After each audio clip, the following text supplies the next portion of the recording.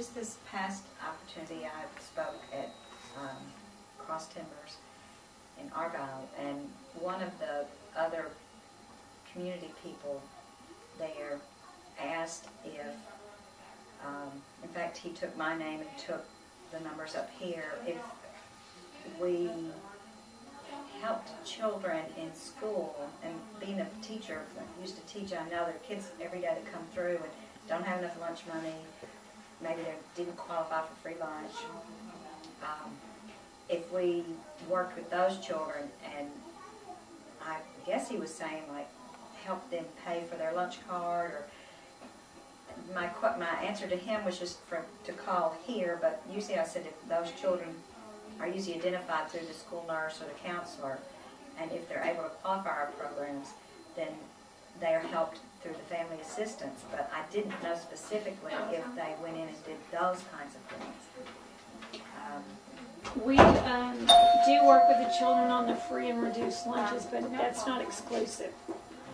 We have situations that will not qualify for the free and reduced lunch program because something has just happened. But we help those children. Okay, that's what I thought. Yes. And the free and reduced lunch program is not hard to qualify for at all, I'll tell you that, just FYI. But we don't just exclusively say that's all we help.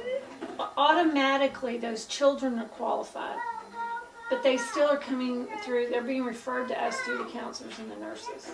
So counselor or nurse calls here and has a child that maybe they're living in a $300,000 house and dad walked out a month ago and they're down.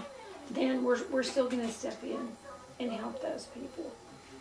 So, were there any other questions or anything that you've run across that you didn't know how to answer? Okay.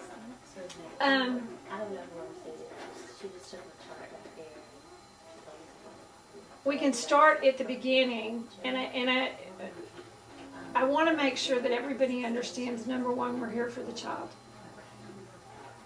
How or why the family unit is where they're at today does not matter to me. There is no judgment call on how they got to where they are today. The fact is, we're here where we are today, and we need to help them move out, transition out of the crisis in the struggle. Definitely a crisis agency. And what that means is that something has happened. It's okay, come right on through here. No.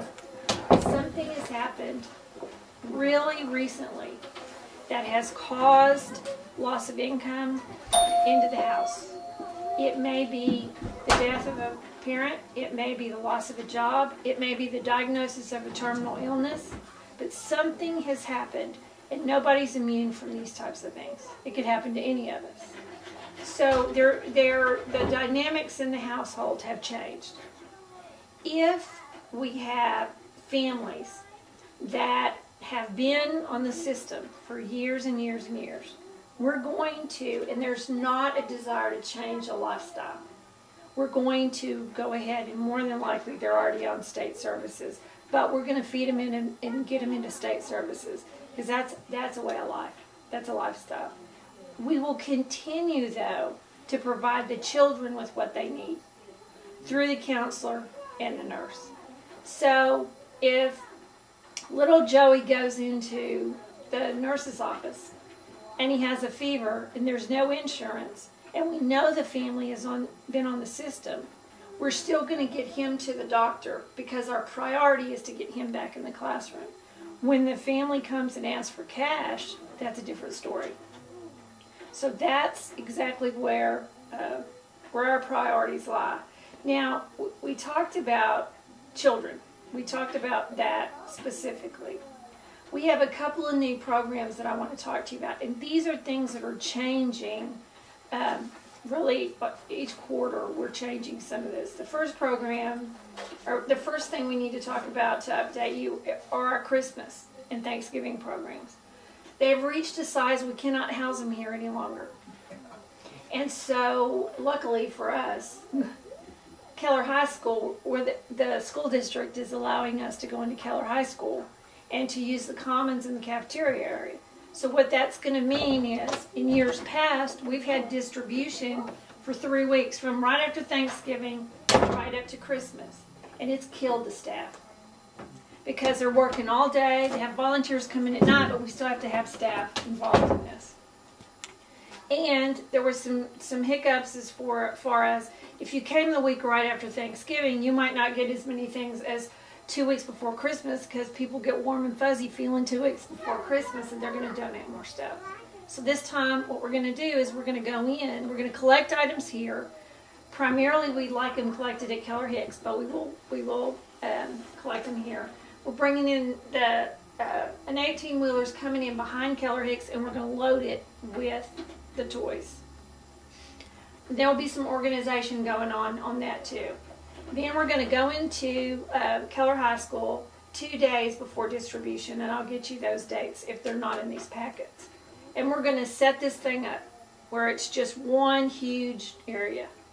Then every family's coming in 1 day's time. We're working from 9 o'clock in the morning, I believe it is, till 6 o'clock at night. But the way this is going to be laid out is it's just going to be really quick. Whereas before, we had to divide it up.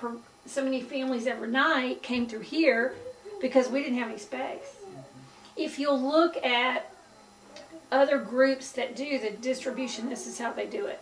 They may go into a coliseum, they may go into a big building and do it, but this is how they're going to do it. We're going to have a dry run with Thanksgiving, because that's food. We go in there with boxes of food. They're going to pick that stuff up. We're going to set it up, and we have the use of the refrigerators and freezers there. So yeah, if it's cold, frozen turkeys will be outside. I mean, sitting along the deal, and we'll load them up that way. But this is our first year to do this, and it's because the numbers are huge right now. We haven't even hit it again, and there's 300 families already sitting back here on the table. So we're going to do that, and then for Christmas we'll do the Christmas presents and the food same way and lay it out there.